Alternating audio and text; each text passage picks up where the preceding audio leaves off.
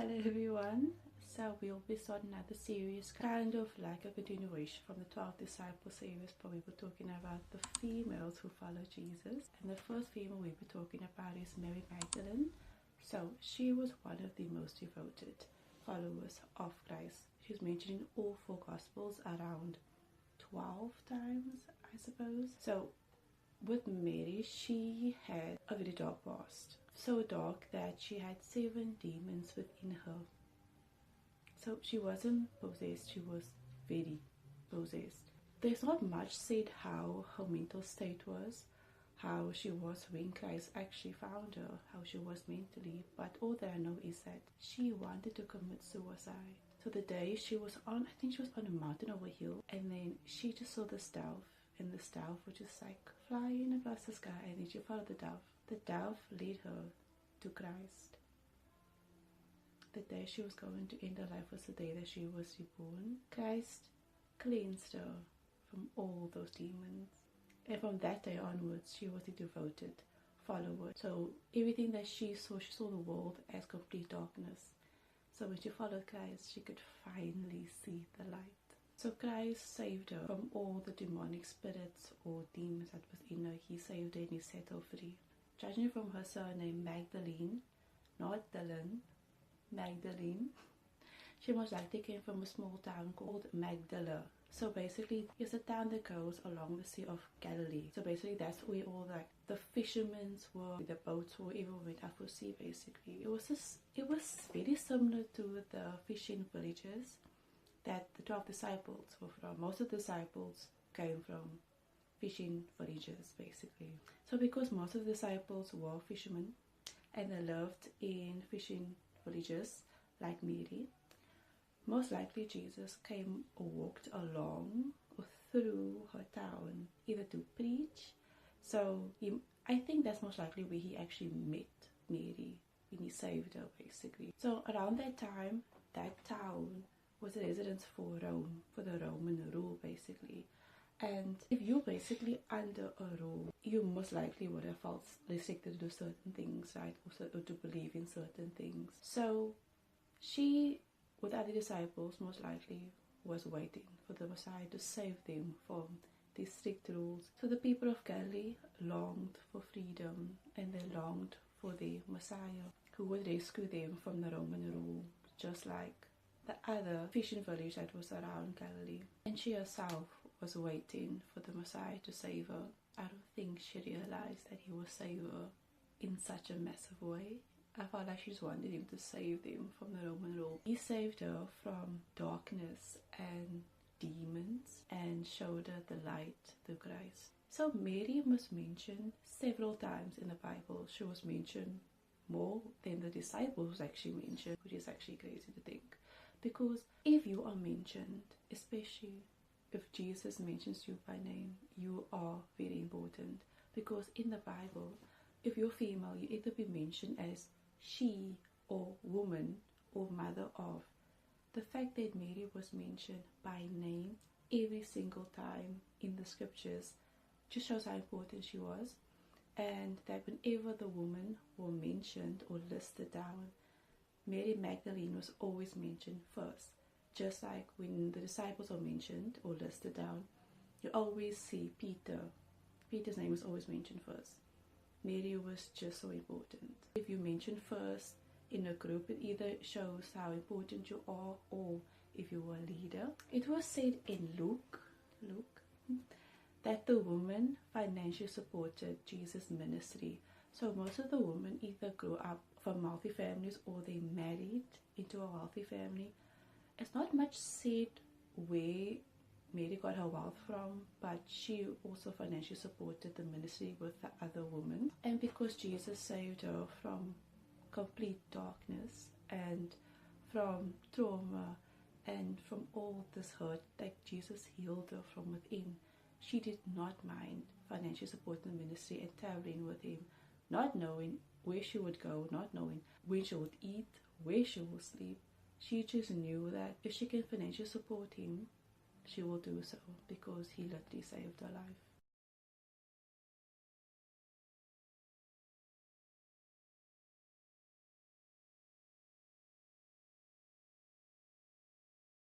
what we can learn from Mary is that we can be how broken, we can be how damaged. We are not too damaged for God. We are not broken goods or damaged goods. We are valuable to Christ. You are important in Christ's eyes, no matter how crazy you may look, no matter how people will judge you. They don't know what you're dealing with, and you are never too late to be saved. So that was Mary Magdalene, and I really hope you're going to stay with me and just learn about the females who followed Christ, because there were females who followed Christ. I don't think people actually know that.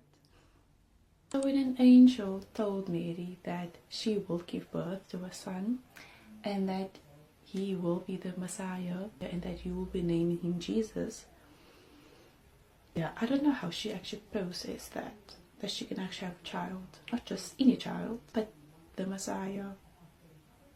And to top it off, she was engaged to Joseph. So when Joseph learned that she was pregnant, he thought that she was unfaithful. So he did not believe that she was blessed with a child from God. He did not believe that. He thought that maybe she cheated on him with someone else, and that's how she became pregnant. Because at that time, when a woman falls pregnant before marriage, it was very much frowned upon. It can actually lead to death, according to the Jewish law that time. Since Nazareth, I keep on starting with this word.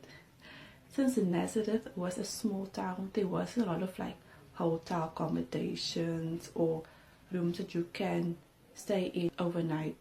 They were very fortunate to be in a room from Mary and Joseph's relative. So they basically allowed them to stay in a room for Mary to give birth in. So the manger that Jesus was born in was actually translated in the Bible as a guest room. But since the guest room was full, Jesus was born in the lower part of the house where the animals lived. You see, does it make sense? It makes sense now, no? Okay. So even from small, Jesus had a very humble upbringing. So for him to rely on God for wherever he sleeps, whoever he, I want to say collect, but whoever he brings along his disciples, like he knew how to survive without complaining, without being restricted. Like he knew how to live a humble life because he had a humble upbringing. So when Jesus was about to be nailed on the cross, Jesus was 33 when he started his ministry. So when he started and he performed his first miracle, Mary immediately knew he's going to die soon. So imagine your son, knowing that he's special, knowing that he's the anointed one. She literally walked with him to his death while he was holding that cross. She was walking beside him, and when he trembled, she wanted to help him. But he didn't allow her to help him, because he knew she helped him so far in his life and that he needed to continue the journey without her. And I'm not a mother, but I can tell as a mother would not want to see their child tremble, especially in such a difficult situation and circumstances, wanting to help him carry that heavy cross. But he said, no, I have to do this by myself. You've helped me all the way till this point. I don't know. I can't imagine how difficult it was for her. So 3 days later, she went to visit the tomb. She and other ladies wanted to just like clean the tomb or bring like fresh flowers, but it was empty. And I'm pretty sure she was happy because to see your own child die, knowing that he will die for as long as she knew, if it actually happened, if we to see that his tomb was empty, because keep in mind, the rock that was behind Jesus' tomb was a rock, a solid rock. You think you needed like 4 or 5 people to just move that rock by itself. So I'm pretty sure she was very happy to know that tomb was empty, that he has risen, despite that she having that role of being his mother, knowing that he is a Messiah and seeing his entire life being lived before our eyes and seeing him resurrected as well. I can tell that it was bittersweet, but at the same time I can tell that it would be such a beautiful thing to be a part of not just raising someone that is the Son of God, to see how much love people had for him, and to be a part of his life and to be part of history, because she is honestly such an important part of Christ's life and of the New Testament. Mary being chosen to be Jesus' mother was not random, because she is actually a descendant of King David, meaning that God fulfilled the prophecy of the Messiah's lineage. So when Mary was engaged to Joseph, that also wasn't random. Joseph's lineage is from Bethlehem. So Mary and Joseph had to visit Bethlehem, exactly where Jesus was prophesied to be born. So what we can learn from Mary is that receiving something big from God and accepting it, knowing or not knowing how big it is, or knowing or not knowing how great of a responsibility that God has placed upon yourself. She took it without any fear. She believed in God. For her to receive this massive blessing, she does God fully. And we should too, regardless of how big of a battle God may throw to us, knowing that we can come to Him for comfort, knowing we can come to Him for just guidance. Just like Mary, she basically saw her son suffer, being rejected, being spat on, being whipped, being mocked, and she still had so much faith that He Himself would have the strength to go forth, and that gave her also strength to continue to walk this walk with Him. And Mary's faithfulness and bravery and love just reflects Jesus' love. It really does. A love that will shine through the darkest of moments, and just is a reminder that no matter how dark or difficult our situations are, He will never leave us, and nothing can separate us from Him. Just how not even death separated Jesus and Mary. Martha was one of Jesus's closest friends, along with Nazareth and Mary. They were like family to Him. So while Jesus was traveling, He made a bit of a stop by Martha, Mary, and Nazareth by their place. And Martha was someone that she loved hospitality, and she would welcome Jesus and His disciples with open arms. Like, she knew who He was, she knew He's the Messiah, she knew how important He was, right? So whenever He would come to her, she would go. She's in the kitchen, she's making meals, she is fluffing the pillows, she is cleaning the floors, she's making sure that everything looks organized and everything is set where it should be, right? Martha got a bit upset, or not a bit upset, she got furious basically at her sister, who was sitting and listening to Jesus preaching instead of helping her sister in the kitchen, serving everyone else. She got so upset. She literally went up to Jesus and said, "You can see that I'm preparing everything for you and your disciples, and I don't mind doing it. I love doing it. Don't worry. I honestly wouldn't do anything else, right? But the thing is, I'm doing every single thing by myself, and my sister is just sitting and listening to you. Can you ask her to help me? Because it's so much things for me to do." It was the 12 disciples, it was Jesus, it was Nazareth, it was her sister as well, and maybe herself as well. It's all people that she had to cook for and serve. Can you please ask her to help me, And Jesus looked at him and He told her, "The kitchen can wait. The chores can wait. When will you ever see me again?" Because it was very rare that they will see Him.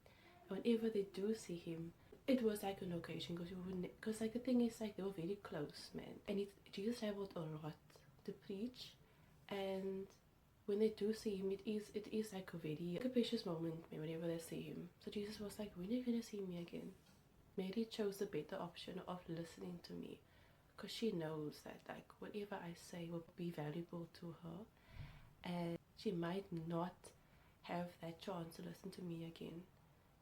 And Martha just I kind of see myself in Martha, I'm not gonna lie. Especially if I haven't seen this individual in a very long time, you want to make them feel welcome, you make sure that they are comfortable. I understand where Martha's coming from, I understand where Mary's coming from. They're very different people, and we should be like them both. Serving God physically, preaching the word, reading the word, and be like Mary, listening and obeying God, listening and being in His presence. What we can learn from Martha is that productivity can be a distraction. The thing is, like, we can be busy, we can do all the type of things, but the thing is, like, whatever productivity we do is really not that important compared to listening to God and listening to what He has to say. Because God's the reason why we are so busy, and He's the reason why we have so much things to do, and we need to at least sit with Him and thank Him for all the things that we have to do, and that we are busy, and not make that excuse to not read His word, to not listen to what He has to say. Martha has so much faith in Jesus because she knew who He was. She knows the power He possesses. So when their brother passed away, Jesus wasn't there when He passed away. So when Jesus came to see him, Martha ran to Jesus. She ran to Jesus, and she told him, if you were here, my brother wouldn't have died. You would have saved him before he took his last breath. She knew and she believed that Jesus could heal him.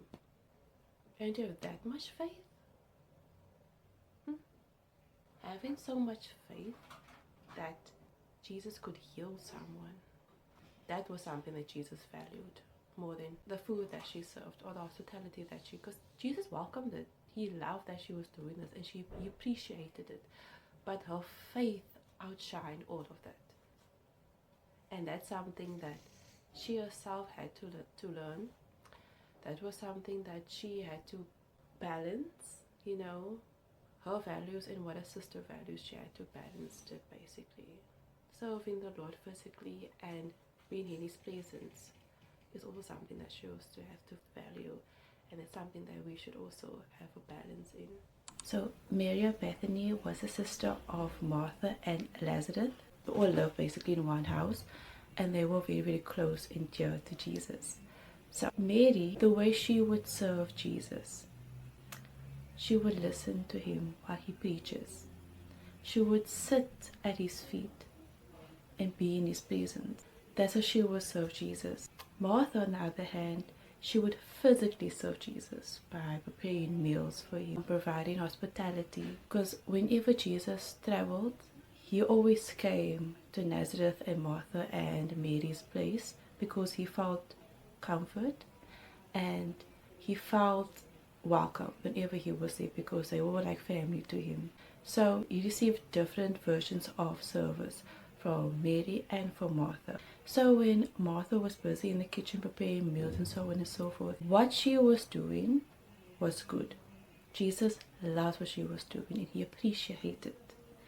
But what I think what happened was that she was done with preparing her meals and like preparing the house, but she just did a little bit of extra work, and that kind of irritated her when no one else was helping her. I think that's why she got so irritated when she saw Mary was not really helping her, and kind of got annoyed because she wanted to be in the presence of Jesus, but she couldn't because she had so much things to do. But what Mary was doing, she did what she thought was best by listening to Him, being in His presence, and devoting her ear and her focus on Him. Because what Martha was doing, I felt like the devil himself distracts us with a lot of things that we think are good.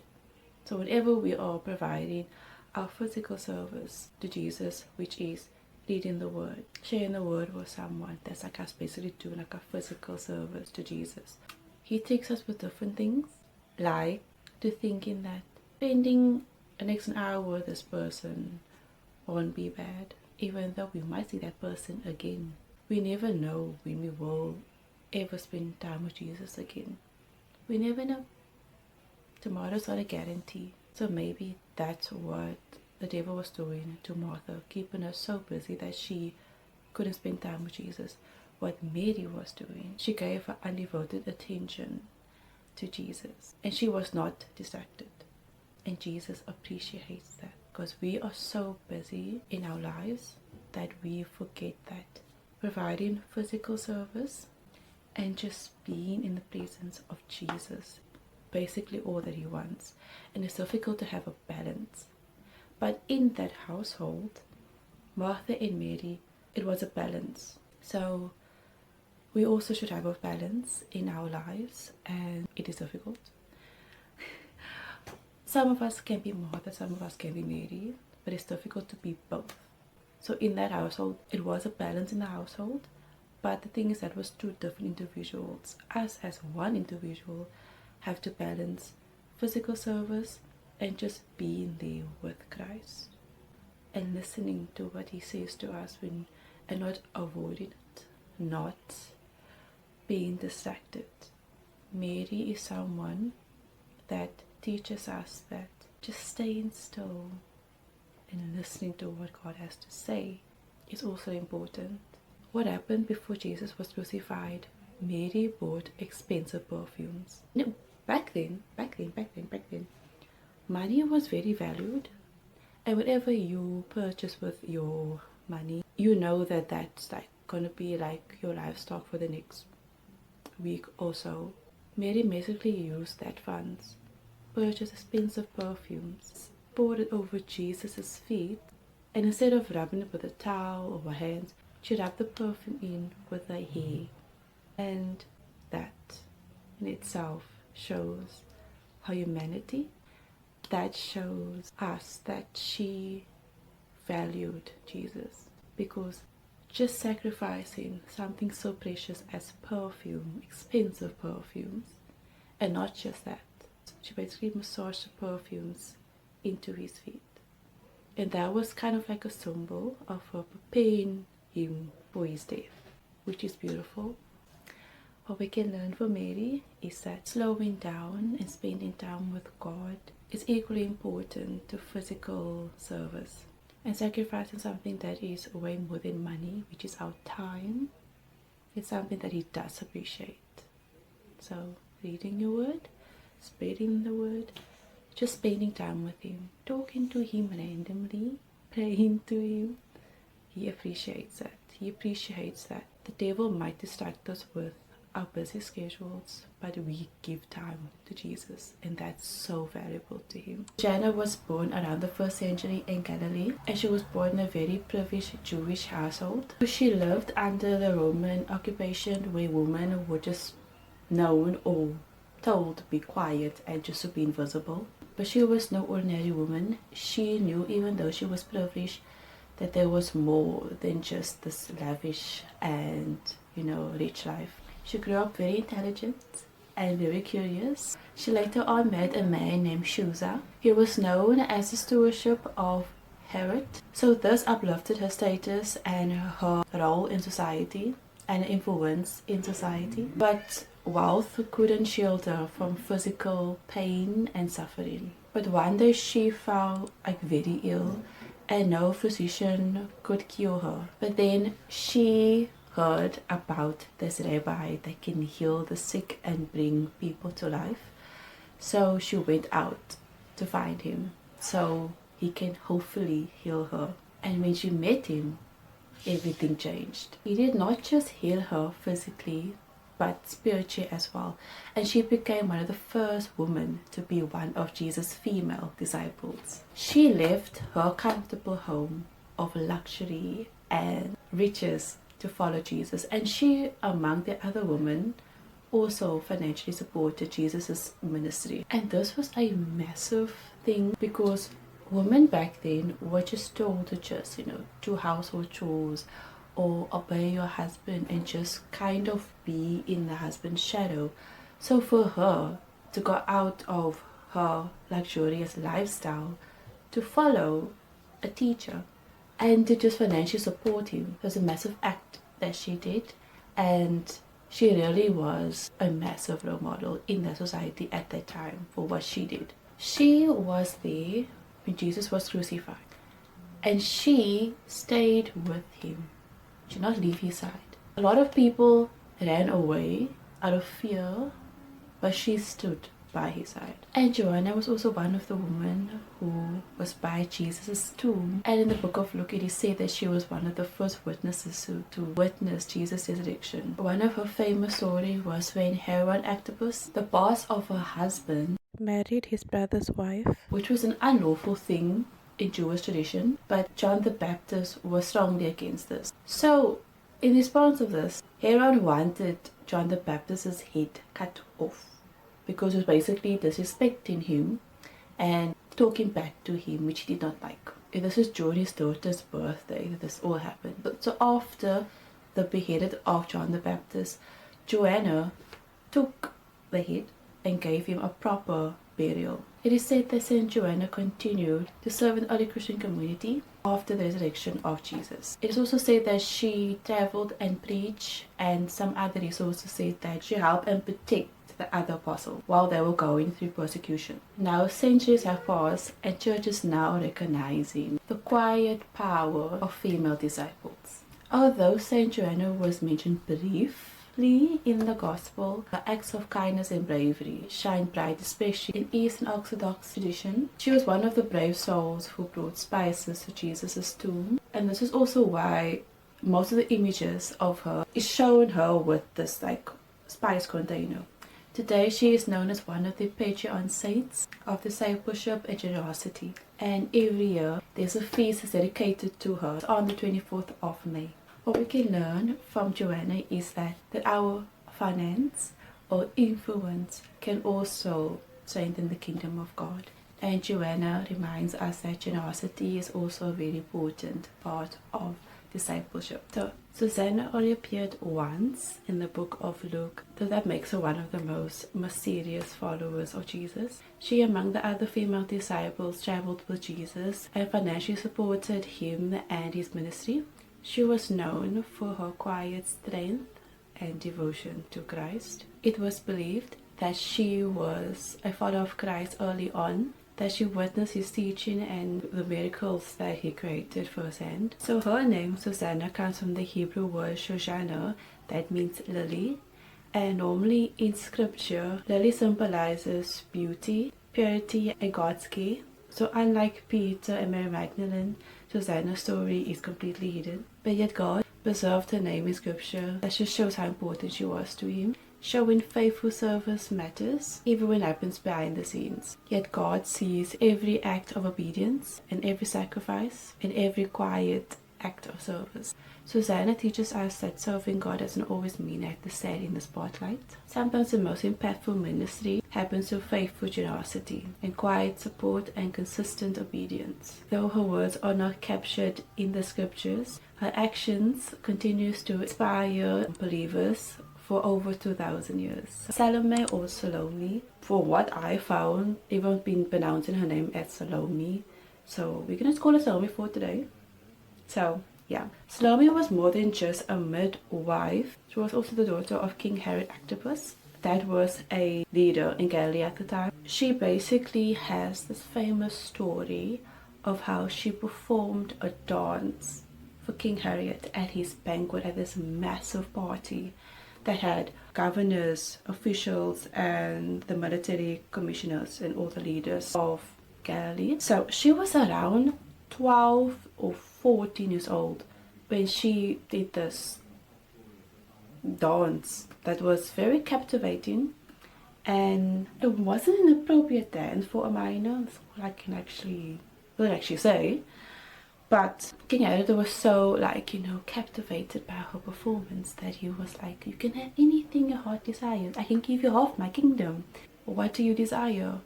And then she requested, I want John the Baptist's head on a platter. The reason why this happened is because Herodias, her mother, she was married to Herod II. Right, that was her first husband. But then later on she married Herod Antipas, or King Herod Antipas, that was his brother. And John the Baptist was very much against this. And he basically told Herod, you cannot marry your brother's wife. That's against God's law.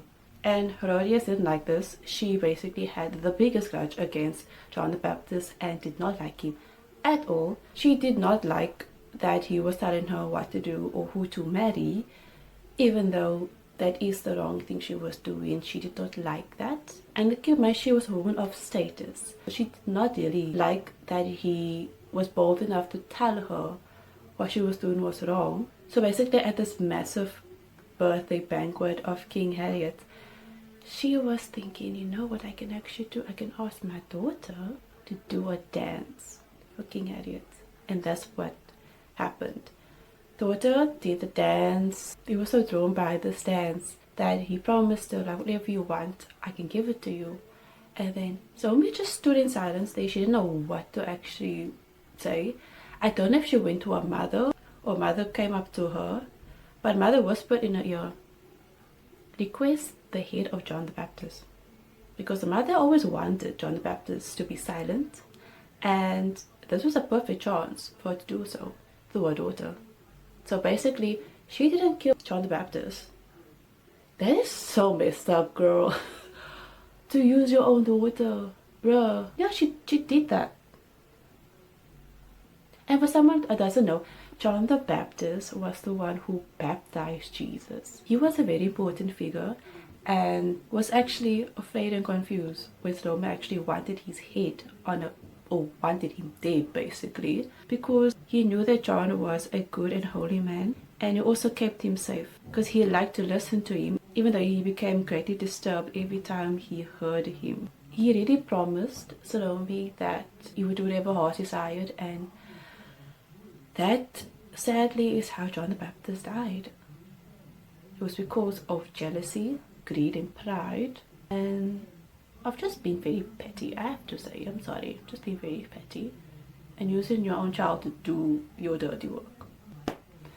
What we can learn from Salome's story is that there are consequences to your choices. There are. Even if it isn't your choices, there is consequences to it. This just shows how dangerous having power is. So basically, it is also said that she was also married to Xanabe, which is the father to James and John, disciples of Jesus, also known as the brothers of thunder or sons of thunder, which is a full circle in a way, not gonna lie. So she is the first woman that's in the Bible that is not, recognized by her name, but she's recognized as the Sumerian woman or the woman by the well. So she had 5 husbands, and a lot of people portray her as someone that was immortal and had a sinful life because she had married so many husbands. But she is also someone that had the most longest recorded conversation that Jesus ever had with a human being. So you find her story in John 4 from verse 1 to verse 42. The Pharisees heard that Jesus was winning and baptizing more than John the Baptist. So Jesus heard what was being said about him, and he left Judah. And he went back to Galilee. On his way there, he went through Samaria. Okay, so I'm going to read from my notes. So basically, there's a very important detail that a lot of people don't know, is that Jesus now was in Judah, right? He had to go not to Galilee. But he said that he was driven by the Holy Spirit to go through Samaria. So Judah was in the south of Galilee and was in the north of Samaria. It lay between them. Samaria lay between Galilee and Judah, right? Although traveling through Samaria was the shortest route, many Jews tried to avoid going through Samaria. It is because the Jews and Samaritans had like a deep history. So instead of taking that direct path, they would cross through the Jordan River and travel through Samaria, then cross back over and add in way more time to the travels. They would do all of that just to avoid traveling to Samaria. Yet Jesus chose a different path. Jesus went towards them instead of avoiding them. So Jesus' mission was to seek those who they were trying to reject. When Jesus met the Samaritan woman by the well, back then a Jew male was seen with a Samaritan woman. It was very scandalous. It was kind of like they were like, it looked like they were having like an affair with each other. Basically, it was very, very scandalous at the time, because they're supposed to hate each other because of their history. The history was that their conflict had lasted for hundreds of years. They worshipped separately, they avoided one another, and many Jews believed Samaritans were spiritually unclean. So when Jesus asked the Samaritan woman for a drink, he immediately broke a major social barrier. I'm reading the notes today because this is a lot of information that I have, so bear with me. So another detail a lot of people overlook was that the woman that would get the water from the well, they would normally get it in the morning because they would try to avoid the heat, because it was very, very hot during the day. So they would most likely get the water from the well in the morning. But the Samaritan woman, she was by the well gathering water in the afternoon, is when it is the hottest of the day. This just suggested that she was trying to avoid the other woman. Maybe she felt like an outcast, maybe she felt ashamed to be married to so many men, or she just felt ashamed of her past.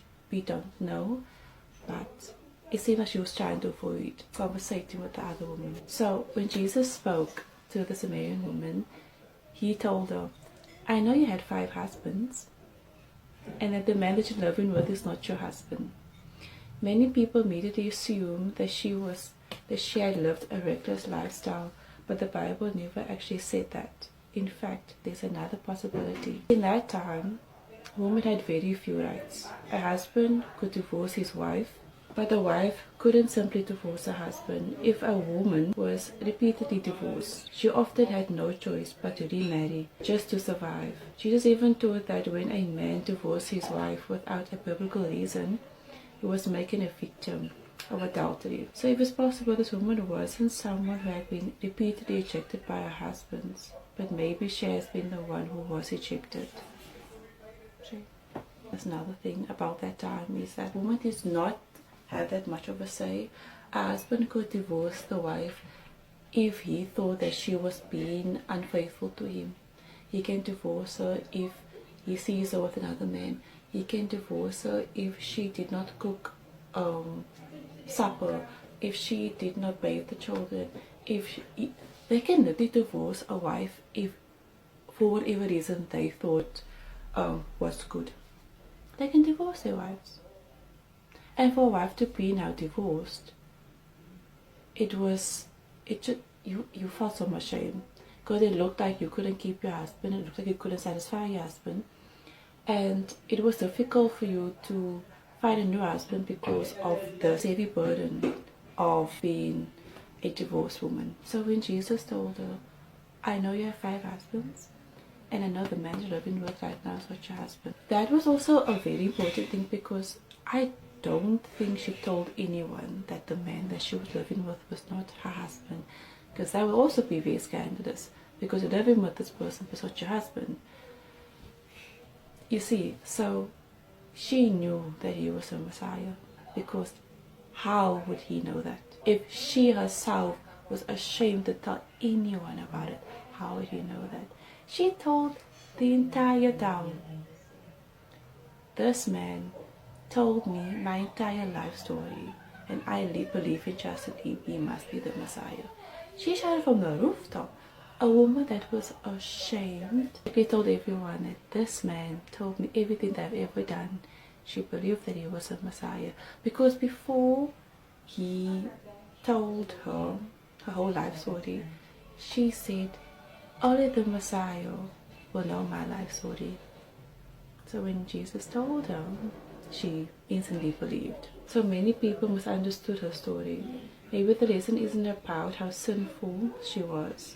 Maybe it's because of how passionate Jesus was. Because no matter what your past life looks like, whether you've been mistaken or been hurt by the choices of others, Jesus still meets you where you are. So when I say that a lot of Jews would try to avoid going through Samaria, that specific region, they will avoid going there because of their history. Jesus was led by the Holy Spirit, and he said, I need to go through there. He took the difficult part, the difficult route, just to meet her And that's when I tell you that He will go through so much troubles. He would fight demons to make sure that He will meet us, whatever we're going through. So that's how much love He has for us. He will meet us where we are. He will travel through wherever He needs to just to meet us. We don't have to be or say perfect when we meet Him. He loves us and He accepts us for who we are, for what we may bring, even if that's a little. He will accept it, and that His love for us is way more than we could ever imagine. So yes, that was a Sumerian woman, and I really hope you enjoyed this episode. I really hope you enjoyed the series. And yeah,